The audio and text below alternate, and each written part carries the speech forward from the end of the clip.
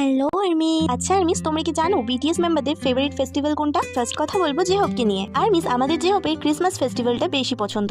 Next কথা বলবো জিনকে নিয়ে। আর্মিস, আমাদের জিনের ফেভারিট ফেস্টিভ্যাল চুশিও, যেটা সাউথ কোরিয়াতে অনেকটা পপুলার। নেক্সট কথা বলবো জিমিনকে নিয়ে। আর্মিস, আমাদের জিমিনের ফেভারিট ফেস্টিভ্যাল হোলি। নেক্সট কথা বলবো সুগাকে নিয়ে। আর্মিস, আমাদের সুগার ঈদ ফেস্টিভ্যালটা অনেক বেশি পছন্দ। নেক্সট কথা বলবো আমাদের গ্রুপ লিডার আরএমকে নিয়ে। আর্মিস, আমাদের গ্রুপ লিডারের হ্যালোউইন ফেস্টিভ্যালটা অনেক পছন্দ, কারণ তার ফানি ফানি জিনিস পড়তে অনেক বেশি ভালো লাগে। নেক্সট কথা বলবো আমাদের কিউট বয় ভিকে নিয়ে। আর্মিস, আমাদের ভিয়ের দিওয়ালি বেশি পছন্দ।